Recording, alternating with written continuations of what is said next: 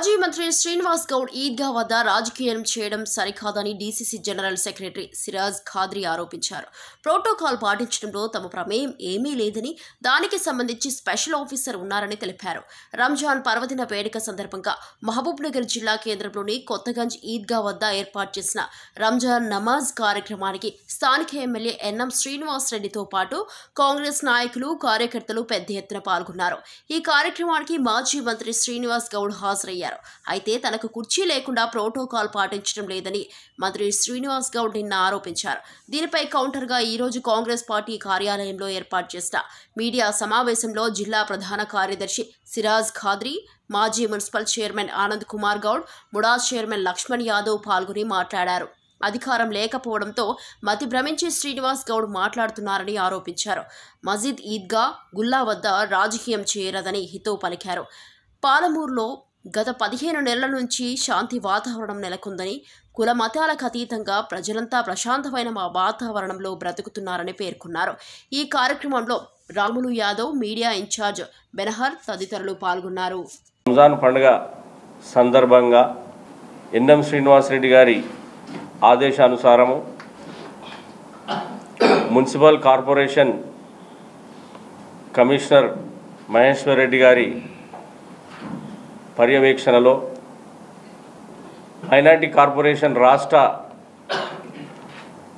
Chairman గారు ఉబేదుల కోత్వాల్ గారి సలహా సూచన మేరకు మరియు జామే మస్జిద్ కమిటీ సలహాలు సూచనల మేరకు నిన్న ఎన్నడూ లేని విధంగా కాంగ్రెస్ పార్టీ ప్రభుత్వం వచ్చిన తర్వాత ఎన్ఎం శ్రీనివాసరెడ్డి గారి నాయకత్వంలో పెద్ద ఎత్తున నమాజు చదవడానికి ఏర్పాట్లు, టెంట్లు, నమాజు చదువుతున్నటువంటి ముస్లిం మైనారిటీ సోదరులకు ఎక్కడ కూడా ఎండలో ఇబ్బంది జరగకూడదనే ఉద్దేశంతో ఎన్ఎం శ్రీనివాసరెడ్డి గారు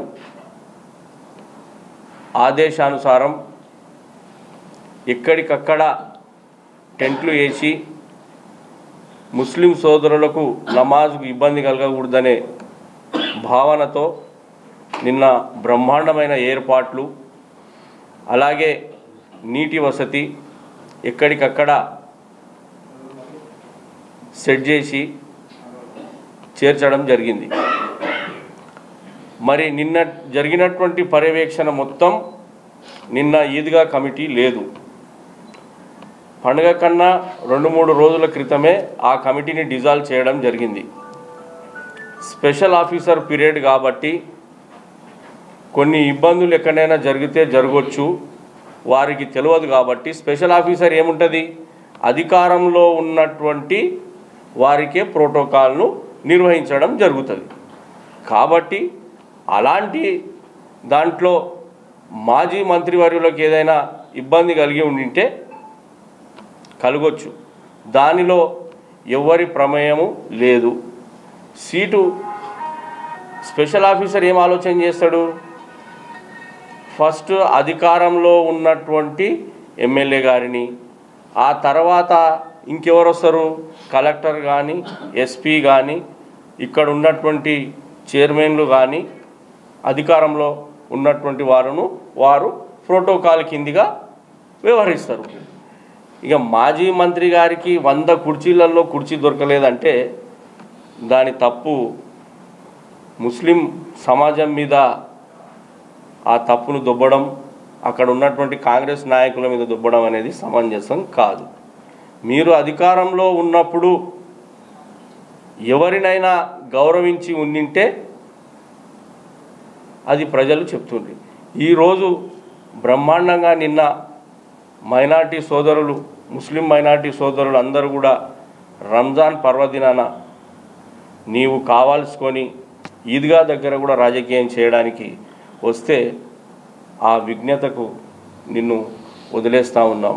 అధికారం లేదు కాబట్టి మతి భ్రమించి నీవు ఈద్గా దగ్గర, మసీదుల దగ్గర, గుళ్ళ దగ్గర రాజకీయం చేయొద్దని చెప్పి శ్రీనివాస్ గౌడ్ గారిని నేను కోరుతా ఉన్నా.